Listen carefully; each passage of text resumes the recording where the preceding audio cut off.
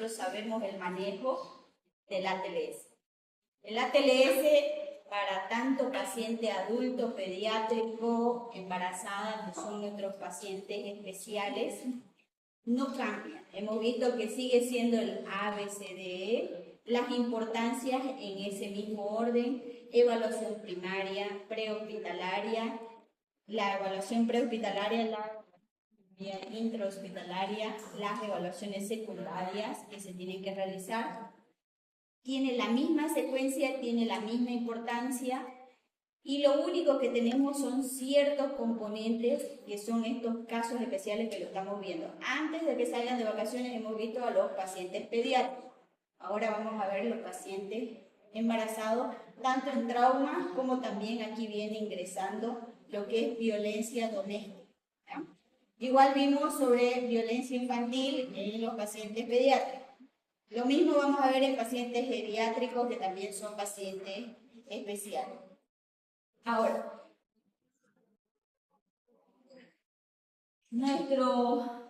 ciertos cambios anatómicos y fisiológicos son los que van a influir justamente en esta evaluación de los pacientes. Pueden alterar ciertos síntomas, signos, el manejo y las respuestas de reanimación van a ser diferentes, así como ciertos resultados de exámenes diagnósticos. ¿A qué se refiere esto? Por ejemplo, es sabido y es de conocimiento para ustedes que una embarazada, ciertos componentes en la sangre, hablando más precisamente si queremos hablar de shock hipovolémico, van a haber cambios, ¿no es cierto? Si estamos en el primer trimestre, si están en el segundo trimestre, si están en el tercer trimestre, esta paciente, mejor dicho, va a tener ciertos componentes hemodinámicos, mejor dicho, en los componentes de la sangre, cambios. Subida de plasma, entonces quiere decir que el hematocrito va a ir descendiendo a medida que va avanzando el trimestre. La paciente con este cambio puede perder de 1000 a 1200 y en algunas literaturas dice que hasta 1500 cc de sangre sin tener ninguna repercusión en la hemodinámica del paciente. O sea, si nosotros que no estamos embarazados perdemos esa cantidad de volemia, obviamente o vamos a estar taquicárdicos o vamos a estar hipotensos, puede estar, si vamos ya con una repercusión de la perfusión que habíamos dicho, puede ser que estemos somnolientos, puede ser que ya estemos taquipnéicos. Entonces, de acuerdo al shock hipovolémico que nos vamos encontrando, puede ser. Porque, ¿qué habíamos dicho? Si tenemos una pérdida de volemia de 1000 a 1500, ¿en qué shock hipovolémico estamos pensando? Grado 3, ¿no? Grado 3, y ya acercándonos pues, más arriba ya sería el grado 4, que estaríamos arriba de los 1500, ¿no? Pero en estas pacientes embarazadas, ellas tranquilamente en un parto pueden perder eso y no tienen síntomas. Entonces, si lo manejamos a esta paciente, la trasladamos a un evento traumático de un accidente de tránsito, si tiene esa misma pérdida, su cuerpo sabe manejarla, esa pérdida. Entonces, se pueden imaginar cuánto de volemia tendría que perder la paciente para que nosotros, como médicos, nos estemos dando cuenta que esta paciente está frente a un shock hipovolémico. ¿Qué cantidad de sangre es la que vamos a tener que ver o monitorizar en los pulmones con radiografías, ocultaciones o ecofaz para que nosotros digamos esta paciente hemodinámicamente está inestable? Porque ¿qué era lo que habíamos dicho? De cruzar de la atención primaria a la atención secundaria es cuando tengamos una paciente estable, pero esta paciente estable está embarazada y puede ser que esté con la pérdida de 1500, pero eso ella lo está sosteniendo, dándote una clínica tranquila, pero está teniendo la pérdida. Y puede requerir justamente un ingreso a quirófano. A ver si hacemos recuerdo de los números. 1500 cc en pulmón o en cavidad pleural, ¿qué era? Hemotórax masivo. Y hemotórax masivo es igual a toracotomía, o sea, es una emergencia quirúrgica. Se dan cuenta que esta paciente puede ser que nosotros a simple vista estemos diciendo, no, esta paciente está tranquila, puede esperar, y sin embargo es igual a una toracotomía de emergencia, ella tenía que haberlo. Encima, si nosotros no nos damos cuenta, no solamente ella va a ser la causante, va a morir, puede morir su bebé. Entonces, una repercusión mayor hacia la familia, estamos acarreando dos muertes, ¿no? Porque ¿a partir de qué semana ya es viable el bebé? Hasta una semana se considera, por si es que se sale antes, aborto. No lo consideran como feto, como un bebé grande, ¿no? Entonces, para el médico, aunque le suene frío y horrible, nosotros podemos sacarlo de la cavidad de la mamá a partir de una edad gestacional y él puede sobrevivir afuera. Obviamente no en las condiciones como cualquier niño, pero puede sobrevivir. Intubado y incubadora puede llegar a sobrevivir. Entonces, ¿cuál es esa edad gestacional? Se están avanzando en ginecología ustedes, ¿no? No puede ser que eso es lo primero que les enseñen. 20 semanas. Por debajo de 20 semanas, aborto. Por encima de 20 semanas, ya es un bebé viable. Alguna literatura lo manejan 24 semanas, o sea, ya casi entre 4 a 5 meses de gestación que lo puede manejar coloquialmente la mamá. Entonces, nuestro escenario del día de hoy va a ser una mujer de 25 años, quien parece estar en el tercer trimestre de embarazo, es traída a nuestro departamento de urgencia luego de una colisión vehicular. Ella está inconsciente, está inmovilizada sobre una tabla espinal larga. Si se dan cuenta, en este escenario no nos están diciendo mucho que digamos, no nos están dando signos vitales, pero nos están dando ciertas orientaciones. Ella está inconsciente, está inmovilizada, está en una tabla espinal. Entonces ella fue rescatada por paramédicos, médicos que nos los están trayendo. ¿Con alguna idea? Sí, porque le han colocado una tabla espinal por lo menos a la mano, ¿no? ¿Cuáles serían nuestras prioridades con esta paciente? Después de la introducción que yo les he mencionado. Nos abocamos, es una mamá joven, 25 años, está en su tercer trimestre, eso quiere decir que estamos entre la semana 32, 34, 35 semanas. Entonces, ya es avanzadita, el vientre está grande. Nos las han traído inconscientes, eso quiere decir que el plasma está comprometido. Si hay un plasma comprometido, puede estar de la mano de algo hipovolémico. Eso quiere decir que posiblemente estamos frente a una pérdida de volemia mayor a 1500. Entonces vamos pensando. Si tenemos un tercer trimestre, también nos hace pensar que ese útero ya no es pélvico. Evidentemente está grande, ya es parte de la parte abdominal, ha retraído a toda la parte abdominal de intestinos, vasos, riñones, todo lo tiene apellucado ahí. Y aparte la cavidad torácica está más ensanchada porque toda la presión intraabdominal está presionando a la cavidad torácica. Entonces los pulmones también están más arriba. ¿Por qué les digo esto? Si nosotros estamos frente a un trauma de tórax, si necesitamos colocar un drenaje pleural, no podemos hacerlo en el quinto espacio intercostal como a él. No. Porque sus pulmones, peor si es del lado derecho, ¿no? De ya nomás a la embarazada lo tenemos más arriba. Entonces con ellos es sí o sí ecodirigido, o sea, con ecógrafo para nosotros calcular a qué nivel de intercostal tenemos que colocar.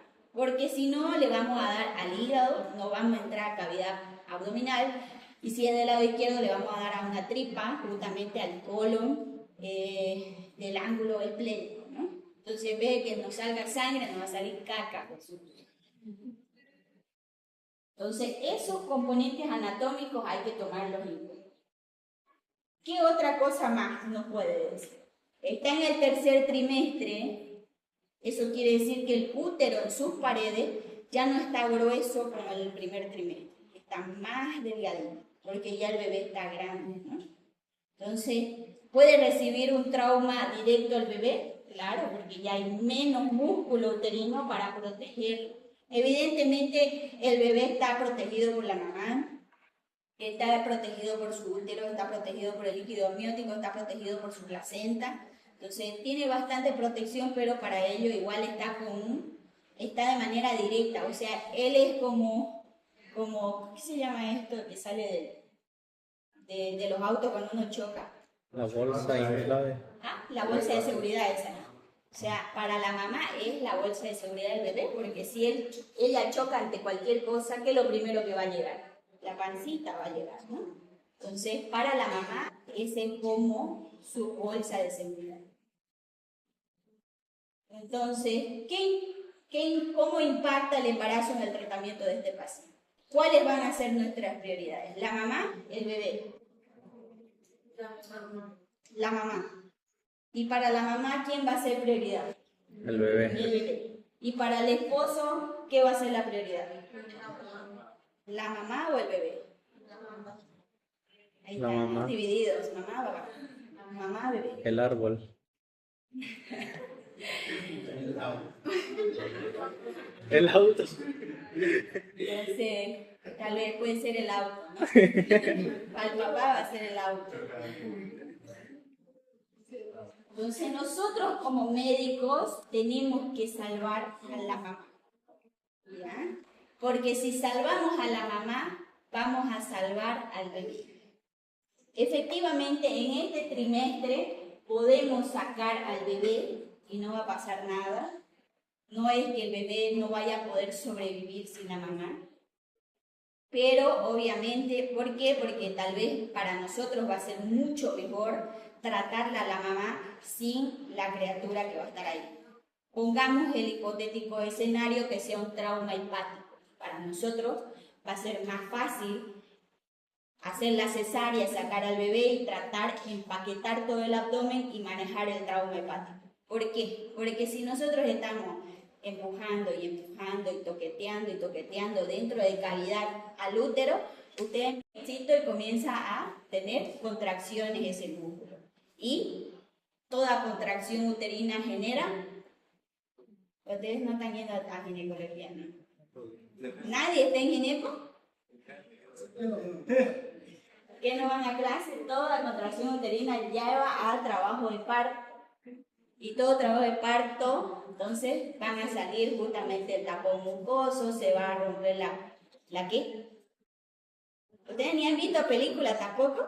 ¿Nunca han visto un parto? ¿Líquido amniótico? La bolsa amniótica donde tiene todo el líquido amniótico, y si el bebé está sin la bolsa amniótica y sin el líquido amniótico, ¿qué le va a pasar? Pues va a tener hipoxia. Y si va a tener hipoxia el bebé, pues se va a meconear, que se llama justamente que se caga el bebé, ¿no? Se caga y va a comenzar a tragar sus mismas heces dentro de ese útero. Entonces, lo que no queremos justamente es ese escenario. Así que, obviamente, vamos a priorizar a la mamá, pero si tenemos los recursos, podemos darle de una vez la cesárea, sacar al bebé y tratar a la mamá sola, ¿no? Porque si va a necesitar cirugía, la vamos a someter a anestesia general, vamos a someter a muchos anestésicos, calmantes, antibióticos, o sea, drogas vasoactivas que no le van a servir al bebé. En este escenario podemos sacar al bebé, proteger al bebé fuera de la mamá y proteger a la mamá sin el bebé, ¿no? Entonces, nuestra prioridad, mamá, pero podemos sacar al bebé ya que estamos en un escenario del tercer trimestre con la paciente. Entonces, nuestro objetivo va a ser justamente discutir estas alteraciones anatómicas, fisiológicas del embarazo y sus efectos en el manejo del paciente. Establecer las prioridades de la evaluación, tratamiento de la madre y el feto. Identificar los elementos de violencia también de la pareja. No se olviden que este tema es de trauma y también de violencia femenina, ¿ya? Entonces, ¿cómo vamos a evaluar a una embarazada? ¿Qué es lo primero que le vamos a preguntar? Obviamente ahí ya sería, a pesar de ahí, igual se tiene que consultar, usted está embarazada, en qué trimestre o qué edad gestacional se encuentra, porque no es que sea obvia la pregunta, es igual que preguntar usted cómo se llama o usted es varón o es mujer. Es una pregunta que nos va a determinar el estado de coma de Glasgow, si están aperturadas o no las vías aéreas, si hay estado de conciencia, o sea, esa nos va a ayudar y aparte nos va a dar parte de la información de nuestra anamnesis. Entonces, como que vamos con doble objetivo. Si nosotros vemos útero aumentado de tamaño, ¿qué tamaño tiene? ¿Por qué lo tiene? Porque no nos vayamos a olvidar también que hay síndromes ascíticos, hay embarazo psicológico. Hoy en día parece varón, pero es mujer. Entonces, justamente está embarazada el chico. Entonces, sí o sí tenemos que preguntar estas preguntas que son obvias aquí, pero para nosotros es importante. ¿Por qué? Porque nosotros la necesitamos someter a la paciente o al paciente a rayos X, donde va a emitir una radiación, tomografía, donde va a emitir una radiación. Vamos a colocar medicación que puede generar de la edad gestacional, si nos encontramos en el primero o en el segundo trimestre, puede generar malformaciones genéticas, fallo del túbulo neural del bebé. Entonces pueden generar malformaciones, no solamente, no malformaciones, sino afectaciones en la parte emocional y tanto de la inteligencia del mismo bebé, ¿no? Se ha dicho que, por ejemplo, en los últimos estudios, el uso de paracetamol dentro del embarazo, que era lo más que vos podías consumir paracetamol, así si vos lo requerías, no era dañino a la embarazada. Hoy en día sí, le genera autismo o trastorno de hiperactividad al niño, ¿no? TDAH. Entonces, ahí todos los que sufren, tal vez su mamá consumió paracetamol en el embarazo, ¿no? Ya está comprobado científicamente. ¿Cuáles son los cambios en anatomía y fisiología durante el embarazo? Que era lo que primero estábamos indicando. Cambios en la sangre, sube el plasma, baja el hematocristo. ¿Qué más? Los glóbulos blancos, a medida que va subiendo el trimestre, van aumentando. Así que no es anormal que nosotros pillemos a una mamá en el tercer trimestre con 12.000 de blanco. Eso no quiere decir que ella está con un proceso inflamatorio o infeccioso, no. Pero es ahí que nos hace confundir si es que ella estaría con una infección urinaria o si ella realmente está con una infección de alguna herida, ¿no? Entonces, por eso es la complejidad de cómo vamos a llegar a ese diagnóstico. Necesitamos ayudarnos, examinar y consultar y llegar a la anamnesis total de la paciente. Entonces, dentro de las primeras 12 semanas, el útero, posterior a las 12 semanas, previo a las 12 semanas, es pélvico, ¿no? Posterior a eso ya crece y llega a ser un órgano abdominal, como les iba mencionando, va empujando todos los órganos que están dentro de la cavidad abdominal. A partir de la 20 semana ya el útero está a nivel del ombligo, de las 34 a las 36 semanas ya está a nivel del reborde costal, y de las 38 a las 40 semanas justamente es cuando ya el bebé encaja en la cavidad pélvica, donde ya está preparándose para nacer. Estos son los cambios anatómicos que nosotros vamos a ir presentando. Entonces, lo mismo que el útero intrapélvico, como lo van viendo, visualizando de acuerdo al trimestre, va creciendo, y a medida que va creciendo el útero, era lo que les iba mencionando, el grosor del músculo uterino también se va adelgazando porque va creciendo de tamaño. Entonces, como les mencionaba, el feto, el bebé, está protegido por el músculo del útero, está por la placenta, por el líquido amniótico. Entonces son varias cosas que lo van a proteger al bebé, pero a pesar de ello, por la localización anterior del cuerpo de la mamá, no es que esté protegido al 100%, no es que haya un hueso, como el cráneo, que lo proteja, ¿no? Entonces, dentro del primer trimestre estamos frente a riesgos, sí, que ya habíamos mencionado que la palabra adecuada sería... ¿Cómo se llamaba? Menos de 20 semanas, aborto, ¿no? Ya sea que haya la presencia del aborto o haya riesgo de aborto, ¿no? ¿Y qué significa la palabra isoinmunización?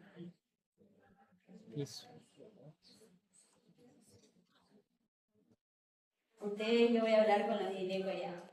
¿En serio? Está. Ya, sí. Sí.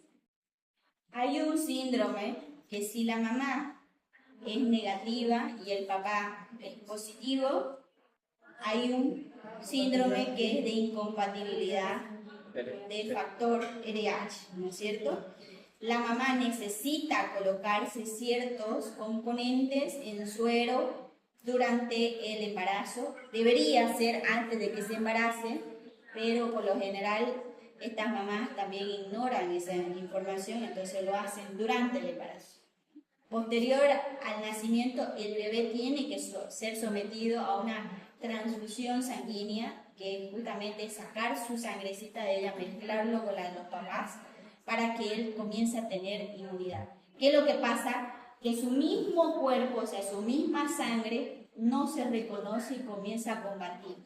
Entonces está en un constante proceso inflamatorio, o sea, todo el tiempo se siente enfermo. ¿Qué es lo que pasa? Eso es en ciertas mamás, pero a todas las mamás le pasa esto. ¿Acaso a quién ha sido mamá acá? A ver, levanta la mano. Nadie, puras vírgenes. No les puedo creer. Uy, ya, los primeros trimestres, por lo general, ¿qué les da? Náuseas, vómito, hay ese malestar, no pueden comer, tienen dolor de cabeza, rinorrea, dolor de pierna, dolor de cadera. Se sienten mal, se sienten enfermas. Justamente eso es lo que les hizo inmunización.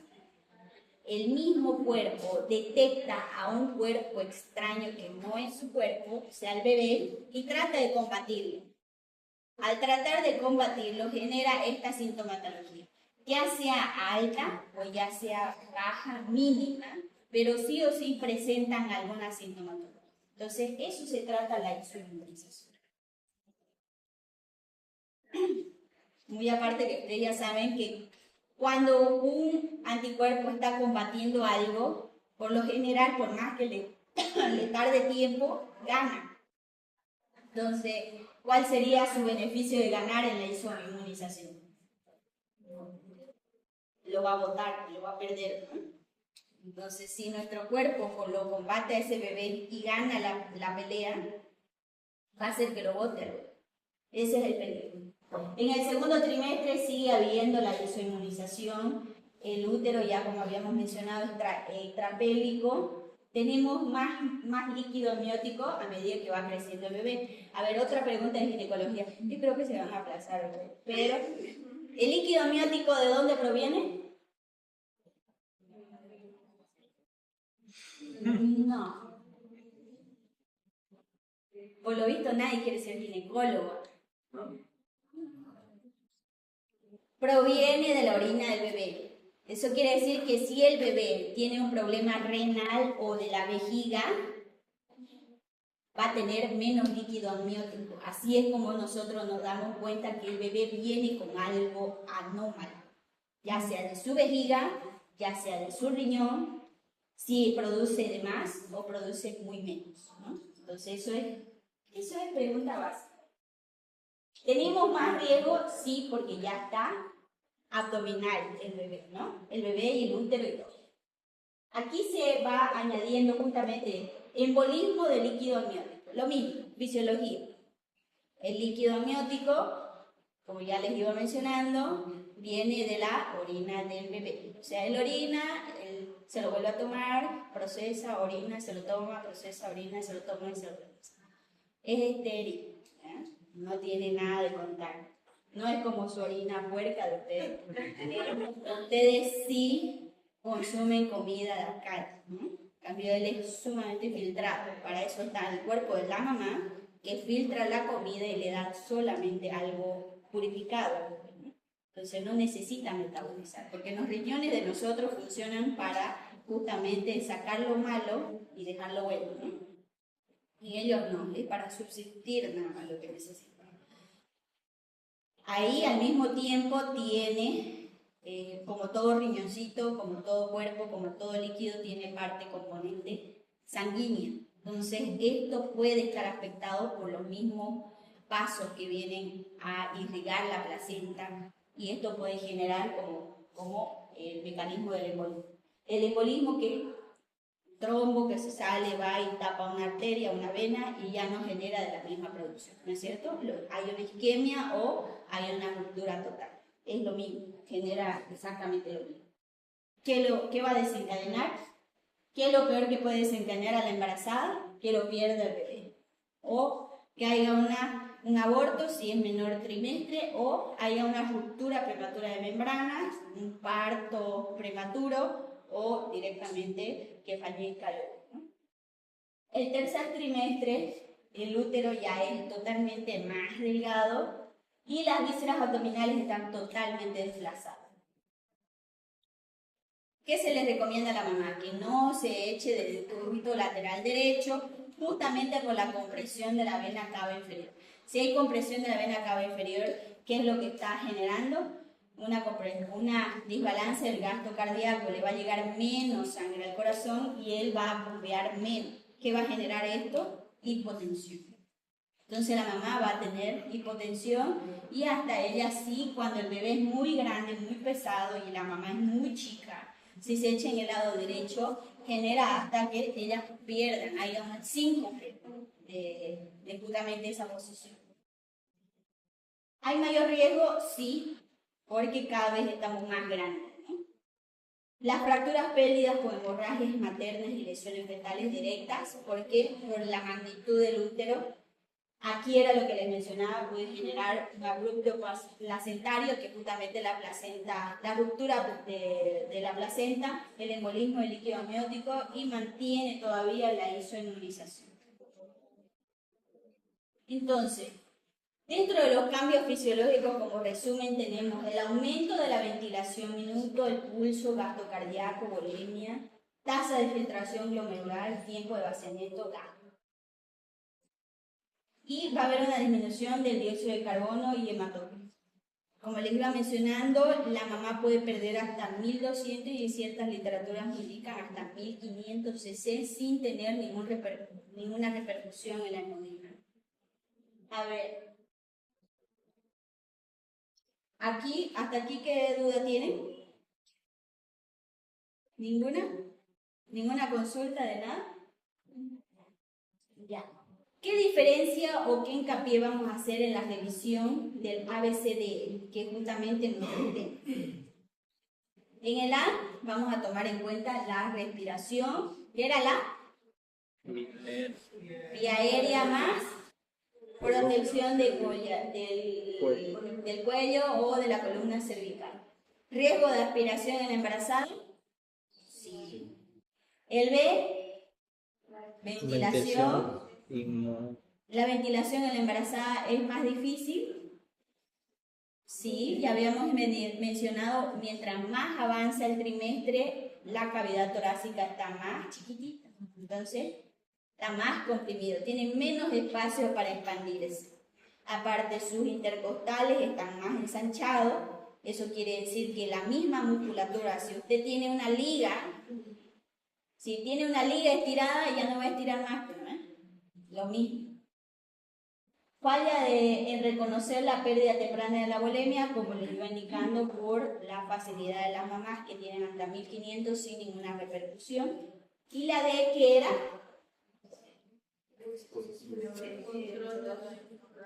déficit neurológico. ¿Y la eclampsia qué es? Convulsiones. Por la presión arterial, ¿no? Si nosotros estamos frente a un shock hipovolémico y lo tenemos sostenido en las presiones arteriales demasiado tiempo, puede repercutir justamente a la embarazada de que ya le puede provocar ese cambio hemodinámico y ya ahí esté metido el magnesio, esté metido el potasio, la parte hemodinámica, y le pueda generar a la mamá ya no solamente que ella va a estar taquicárdica, sino que ya va a estar con convulsiones o somnolencia, pérdida de la conciencia y los demás que van a venir. Con la pérdida de la sangre de la mamá, el sufrimiento fetal antecede a los cambios en los signos vitales de la mamá. En el momento que nosotros veamos, por ejemplo, signos de eclampsia, ya no se lo voy a dar todo, pero eso es pregunta del examen de ginecología. Tiene un hemotécnico la eclampsia. ¿Cómo diagnosticar la eclampsia? ¿Cuál es el tratamiento de la eclampsia? Sacar al bebé. El único tratamiento es sacar al bebé. Sea que sobreviva o no el bebé, necesitan sacar, porque el que le está provocando justamente ese deterioro es el bebé. ¿Ya? ¿Cómo evalúo y trato a dos pacientes al mismo tiempo? Un paciente grande y un paciente muy chiquito. Ustedes se dan cuenta que próximamente ya van a ser ustedes médicos, o todavía no han caído en cuenta de que al año que viene ya se van a hacer llamar doctor, que no son, pero se van a hacer llamar porque al interno doctorcito, doctorcita, a pesar de que el superior les va a decir Peji, pero ustedes son doctorcito y doctorcita para los pacientes. Entonces ustedes van a tratar justamente, depende de su conocimiento, depende de este instrumento que ustedes llevan aquí encima de su cuello, van a poder ustedes diagnosticar y tratar. Que ese es su objetivo, el por qué ingresamos a la carrera. A ver, levanten la mano, ingresaron por salvar vidas. Levanten la mano. ¿Quiénes ingresaron para salvar vidas?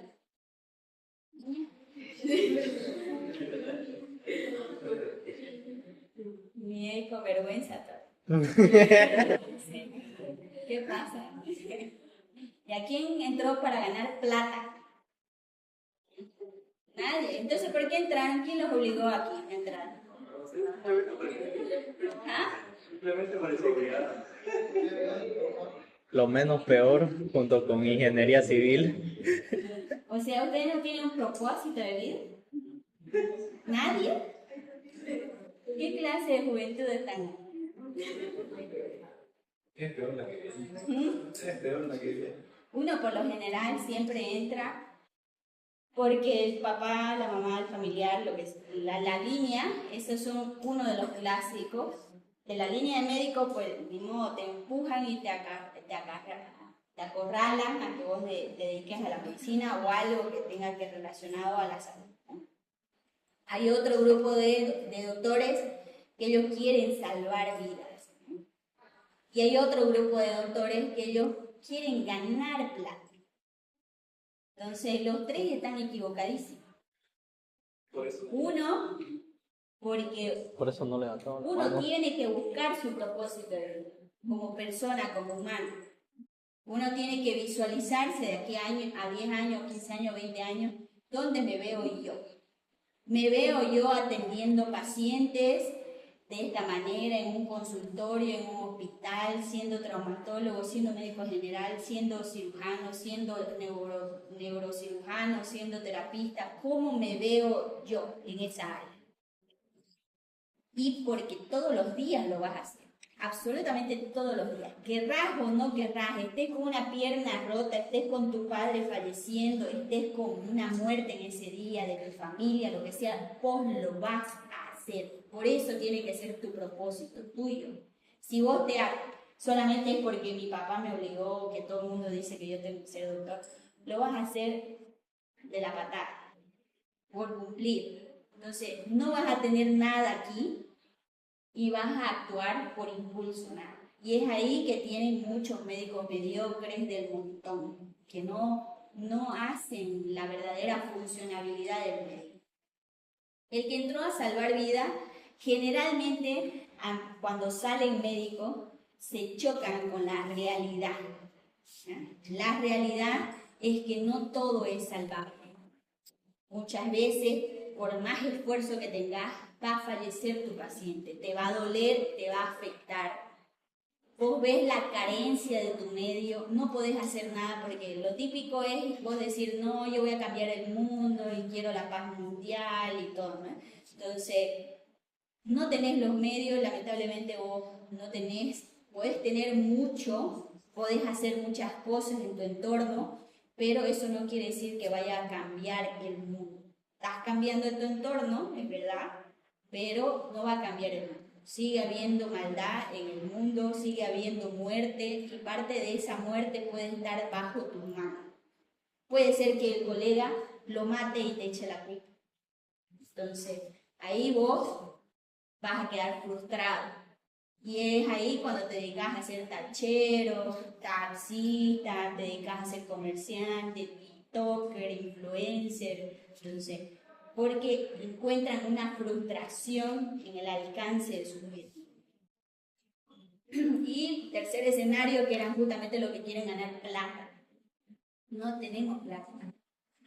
Te tenés que sacar la mugre, literalmente tenés que trabajar 20 horas al día o más todavía para vos tener dinero, estabilidad económica. Pero a base de que estás con 20 horas trabajando, es tu esfuerzo, te sacas la mugre, no hay feriado, no hay familia, no hay novio, no hay esposo, no hay muchas veces. Muchas veces sí, pero te acostumbras a ese ritmo. Ahora, ¿quiénes van a triunfar con todo este sufrimiento? Me pareciera que es sufrimiento, ¿no? No se desanimen ya, están en lo último, están en lo último. La carrera de medicina es hermosa, es muy bella, es sacrificada, es bellísima, tiene sus recompensas y la recompensa justamente va a estar en el momento que un familiar venga y lo abrace a usted y le diga gracias. Ese es el mayor regalo que ustedes van a tener. Ahí, por más hecho pomada que estén ustedes, que no hayan dormido 72 horas, ustedes van así todos como si tuviera una capa así de héroe a su casa.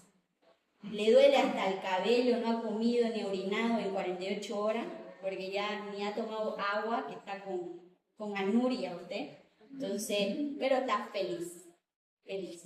Entonces, esa es la recompensa. ¿Pero por qué? Porque usted, su propósito justamente era que se veía en ese escenario de aquí a 10 años. Entonces, yo desde muy chiquitita, yo tenía esa ilusión de ser médico y yo quería operar. Era lo que me decían, me preguntaban a mí desde que hablaba y era lo que yo quería. Quería operar. Ni siquiera, según yo, en el colegio, uno entraba a la universidad a ser cirujano.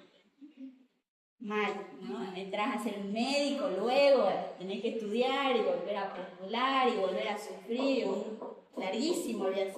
Entonces, hay mucho sufrimiento de por medio, cansancio, pero yo siempre me vi en eso.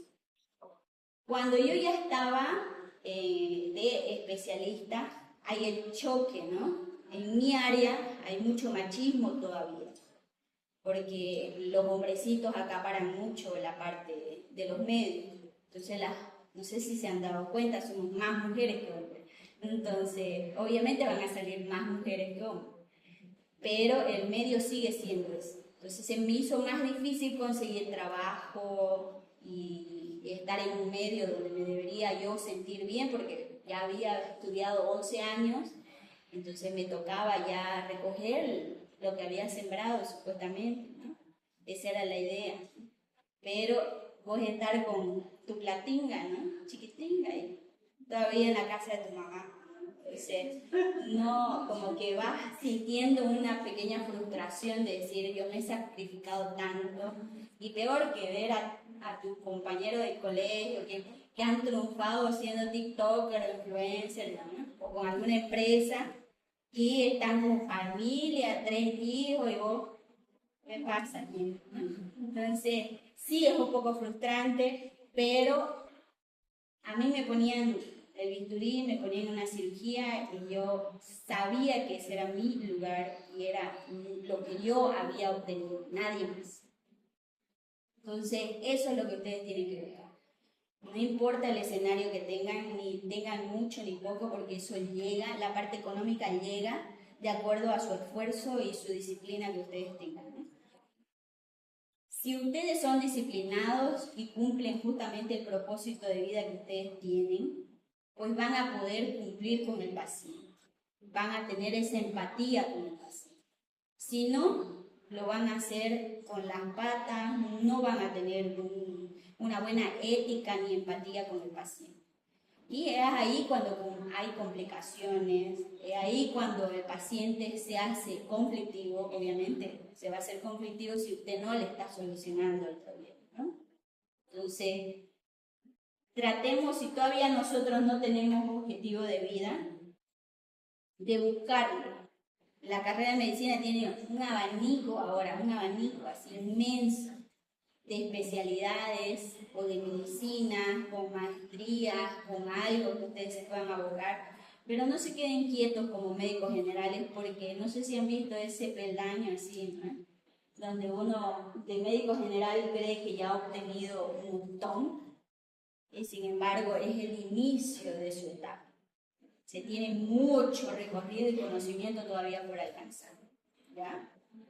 Entonces, justamente aquí, nosotros, nuestro instrumento tiene que llegar a poder solucionar, de poder manejar a estos 2 pacientes. Nuestra revisión primaria, nuestra reanimación a la mamá, de acuerdo al ABCDE, va a ser que ese bebé y esa mamá salgan del trance.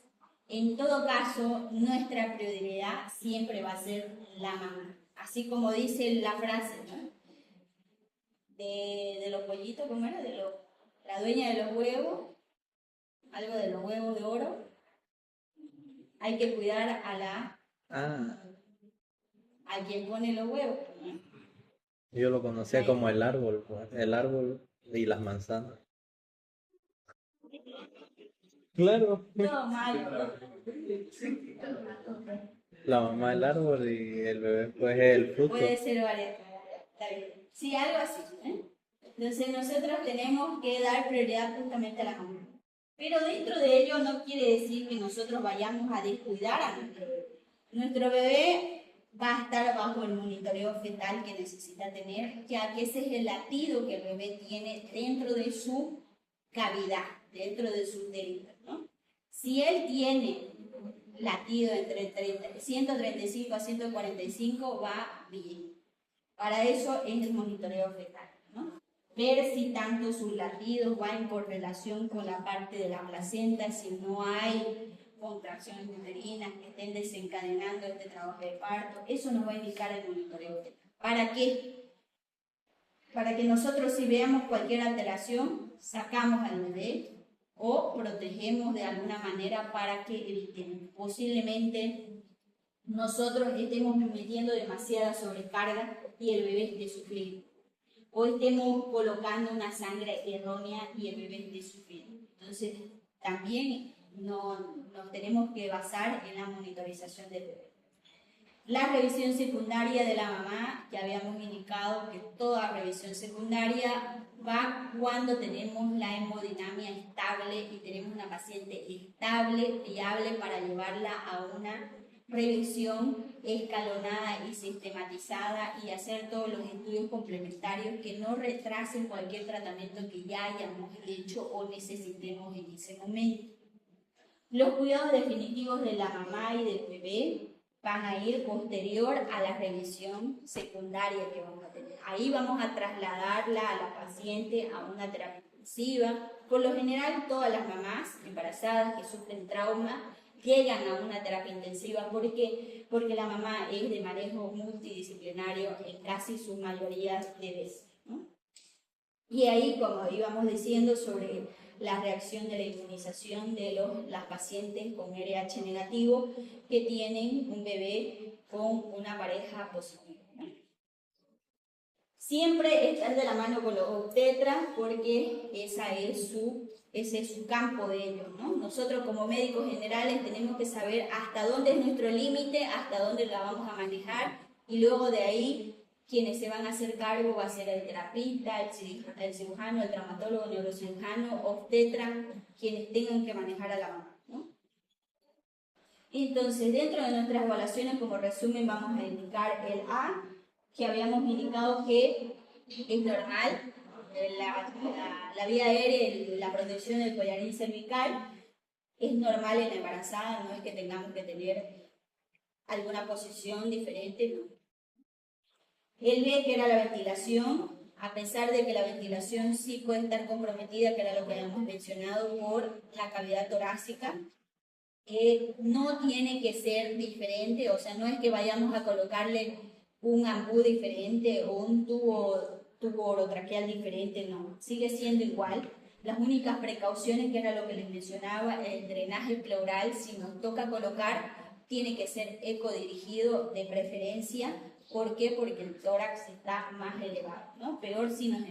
Obviamente, si está en el primer trimestre, menos de 12 semanas, no es que vayan a pedir ustedes un eco, sigue estando en el mismo lugar.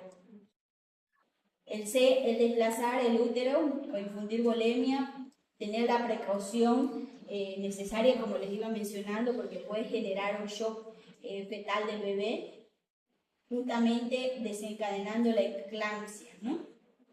Y si nosotros nos encontramos en el último trimestre, donde ya habíamos mencionado que a partir de las 34 semanas el bebé encaja y tenemos frente a un trauma pélvico, obviamente el bebé posiblemente esté con un trauma encefálico, ¿no? Igual el E, que era la exposición, igual que con cualquier paciente, tomando en cuenta que evidentemente no es que la tengamos que dejar chuta, ya habíamos mencionado que tenemos que utilizar mantas mantas de calor o generar con bolsas o con aguas calientes térmicas para poder ayudarle a la temperatura de la mamá. El feto, si nosotros reanimamos a la mamá, el feto va a comenzar a tener justamente esta repercusión, ¿no? Toda la monitorización del bebé, igual que habíamos mencionado con la monitorización fetal, considerar también cuando nosotros tenemos un sangrado vaginal, ya nosotros nos está indicando que está pasando algo con el bebé. Mientras no haya un sangrado vaginal o un líquido cristalino, como si ella se hubiera orinado dentro de su ropa íntima, que nosotros podamos evaluar que el ahí, si nosotros vemos cualquiera de esos dos, tenemos que agilizar la llamada a la obstetra para que venga, revise ese cuello uterino, si ya hay dilatación, ha perdido el moco o ya hay ruptura prematura de membrana, qué es lo que está pasando. Peor si es que hay dolor cuando nosotros estamos haciendo la palpación del abdomen a nivel uterino. Todo eso nos puede generar un trabajo de parto prematuro o la ruptura uterina, ¿no? Eso es lo más grave que puede suceder. La ruptura uterina es cuando el trauma es demasiado fuerte, entonces el bebé obviamente, tiene muy poca viabilidad de vida si es que hay una ruptura uterina, porque aparte que está comprometido la parte de la volemia, su oxigenación está comprometida del bebé, ¿no? Y la estamos sometiendo a un shock hipovolémico a la mamá. Entonces, ¿qué conocemos nosotros de la violencia doméstica? Como ya habíamos indicado en la parte pediátrica, generalmente, ¿qué es lo que más tenemos que sobreentender? Ciertas heridas que no son compatibles con la historia que nos está mencionando la mamá, ¿no? Como el golpe ¿cómo se llama? La manija de la puerta, en el ojo moreteado, pequeñas cosas que no correlacionan con la historia que les está contando, ¿no? Fíjense que diga, sí, es que yo me caí, pero viene con las manos justamente con heridas de equimosis o de tracción en las muñecas, en los pies. Obviamente ella no es que esté amarrándose solita las manos y los pies, o que ella tenga de manera frecuente de ida a este centro de salud donde ustedes trabajan con ciertos golpes que tal vez en su oportunidad fueron en las extremidades, pero en esta oportunidad que ya está más grande el bebé esté ya dentro de la área uterina. Entonces, todo eso nos tiene que hacer pensar e interrogarnos de decir, puede estar pasando algo con esta mamá, puede estar habiendo alguien dentro de su hogar que le está provocando, ¿no? Por lo general, la mamá va a estar vulnerable justamente a este escenario, porque no es que la mamá sea una ninja luchadora, entonces que ella se pueda defender. Hormonalmente estamos frente a algo más, ella es más vulnerable todavía hormonalmente, entonces si su hogar o la pareja en la que confiaron y que evidentemente es el papá del bebé que están llevando, obviamente esa confianza está rota por maltrato, ella hipotéticamente en el escenario que piense, yo si lo denuncio, o yo si le reclamo, o yo si digo algo, él que es el proveedor en este momento, porque yo no estoy aportando mucho en la casa, me bota, ¿qué voy a hacer yo sola con mi hijo? No ha nacido, no sé si voy a necesitar esto, el otro, y no tengo dónde ir, mi mamá me botó, o sea, muchas cosas que se van añadiendo y puede generar el miedo a esa mamá y prefiere ella callarse porque no está afectando en la totalidad su salud. Entonces, todos estos escenarios nosotros tenemos que saberlos reconocer y tenemos que darle la confianza a ustedes como médicos a esa mamá. Si viene acompañada con algún familiar, reconocemos estas lesiones, dirigir a la mamá a un lugar donde esté solo ustedes y ella y mencionarle las palabras correctas, fuertes, donde ustedes le digan que ella está protegida, tiene sus derechos, puede hacer su reclamo, ella no está sola, hay una red de apoyo que la puede generar, ella tiene alguna amiga, tiene algún colega, tiene a alguien que podemos llamar. Ustedes, el mencionar eso, puede ser que la mamá le explique el suceso, puede ser que ella se abran de ustedes y ustedes sean su confesorio en ese momento. A pesar de ello, puede ser que la mamá diga, no diga a nadie y ustedes queden como justamente esa confesión cerrada que ustedes por ser médicos no pueden estar. Ahí no saben qué me contó la doñita, dice que le pega a su marido. No pueden hacer eso porque están bajo juramento, igual ustedes. Entonces, pero pueden ya en una segunda cita o en una segunda revisión volver a intentar e insistir hasta que la mamá pueda hacer su denuncia con él. Tampoco ustedes pueden ir a la policía y decir, ay, ¿saben que yo tengo una paciente que su esposo le pega? Lo primero que te van a decir, ¿y dónde está la paciente? ¿No? La paciente es quien tiene que denunciar. Lamentablemente no podemos nosotros denunciar por ella. Entonces, nosotros tenemos que generar esa confianza en nuestros pacientes para que ellos puedan dar ese paso o tal vez aclarar el malentendido que nosotros estemos visualizando en ese momento. Pueden ser también heridas casuales que puedan comprometer a violencia y no sean violencia. Entonces, justamente estos son los indicadores, lesiones que no concuerdan con la historia, hay justamente visualizan esa carita de depresión de la mamá, la autoagresión, intentos de suicidio, también hay escenarios así, donde generalmente esto viene de la mano de mamás que hayan sido obligadas o hayan estado frente a violaciones sexuales, donde obviamente ese bebé no es fruto de un amor, sino de una violación, entonces ellos intentan autoagredirse y hay intentos de suicidio de manera repetitiva, ¿no? no solamente dentro del embarazo, sino posterior al embarazo, porque hay una depresión postparto donde ahí pueden hacer justamente su cometido, hacerlo realidad, que puedan llegarse a matar, ¿no? Y lo que mencionaba, que de manera frecuente vengan a su emergencia ustedes contándoles diversas historias con diferentes escenarios donde tengan diferentes lesiones en diferentes partes del cuerpo. Los síntomas justamente sugestivos de abuso de fármacos, donde la mamá venga a solicitarles a ustedes que le prescriban algún medicamento porque ellas están con algún dolor, malestar, insomnio y quieren descansar o algo, y justamente es producto de abuso de fármacos que ellos tienen, ¿no? Entonces, por lo general, ellos dicen o sus historias vienen con autoinculpación por las lesiones que tienen. En el momento que ellos comienzan y relatan, sí, evidentemente mi esposo me golpeó, mi esposo me tumbó, mi esposo me botó allá y yo me golpeé contra una mesa o lo que sea, o me caí del segundo piso, pero es porque siempre, ¿no?, se autoculpan.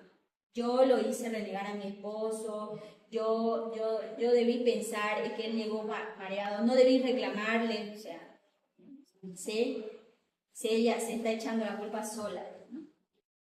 Y otro de los puntos clave es que la pareja que lo acompaña o quien lo acompaña, que generalmente la cuñada o alguien de la familia del paciente, del marido, insiste en estar presente dentro de la evaluación o de la anamnesis. Insiste de una manera ya así persistente, ¿no? Ustedes tienen que, con voz de mando, indicar de que se retire afuera para poder ustedes tener justamente ese espacio donde pueda confesarle la historia la paciente.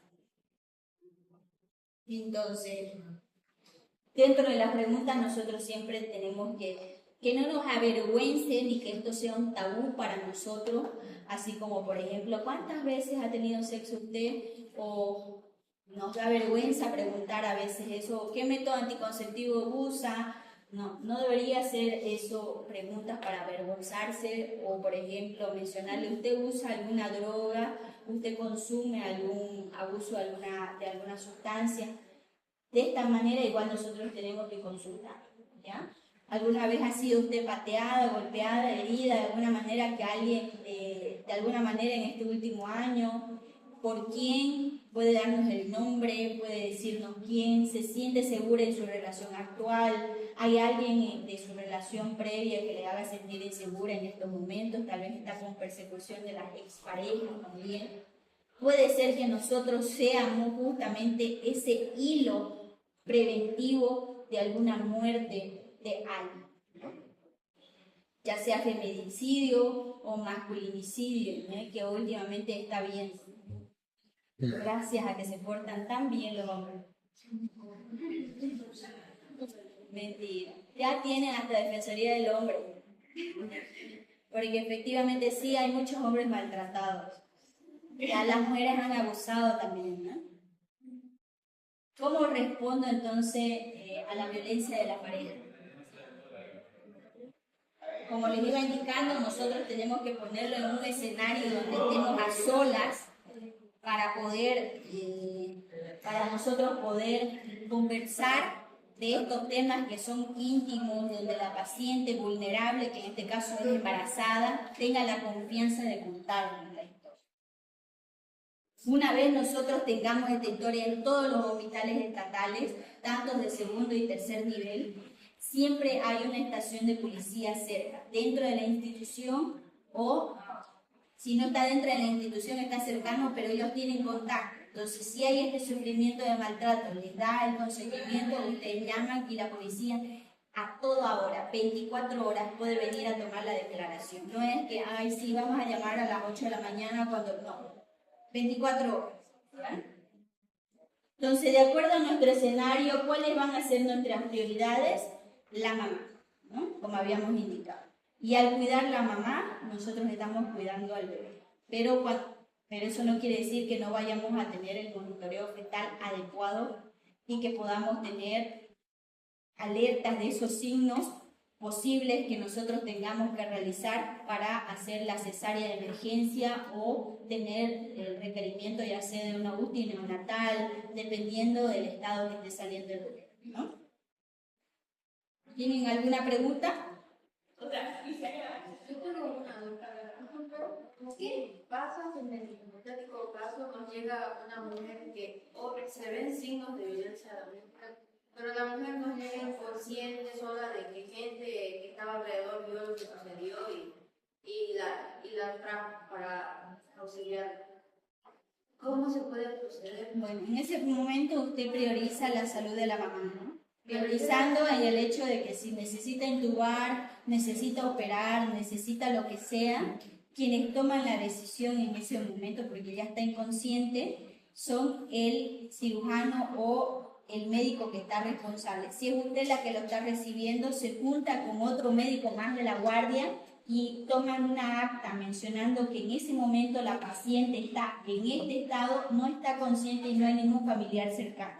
Entonces los dos médicos firman y queda constancia de que ustedes están tomando una decisión que es netamente de la paciente o de los familiares, pero es para salvar su vida.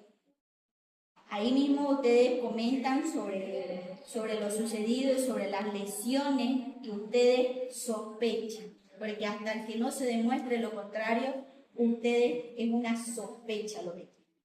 Mientras tanto, el policía o la PCC, quienes sean los que se van a encargar de eso, ya harán sus investigaciones que le corresponden, irán con la línea para hacer los reclamos, pero mientras tanto, usted como médico ya hizo lo que tiene que hacer. O sea, que podríamos denunciar como sospecha de maltrato y Sí, viene los puede. Y si no tiene ningún familiar, Eso ya es la policía. Hasta ahí llegó ya. Si sobrevive, harán ya las gestiones correspondientes, hablarán con la mamá, si ella no recuerda. A veces olvidar el suceso es mejor para ciertas personas. Si ella no recuerda nada y quiere continuar con su vida, los apoyos psicológicos de estos pacientes, tanto de trauma en embarazadas como de violencia familiar, tiene que sí o sí estar acompañado de la parte psicológica. Entonces, su interconsulta con psicología médica sí o sí tiene que estar dentro de su tratamiento. ¿Alguien más? En la parte prehospitalaria, el RCP, las confesiones, en otro... Siguen siendo iguales, solamente que obviamente las confesiones como tales, ustedes tienen que dirigir a la área cardíaca, que ya habíamos mencionado de acuerdo al trimestre va a ir suspendiendo. Entonces ya no tomaríamos en cuenta la apófisis si estuviéramos en las 34 semanas. Entonces nos subimos, ya no serían 2 dedos, sino 4 dedos por encima, para poner la primera mano de apoyo y estar dirigido en la área cardíaca directamente, ¿no? Pero de ahí la compresión en profundidad y en frecuencia sigue siendo la misma, no cambia en nada.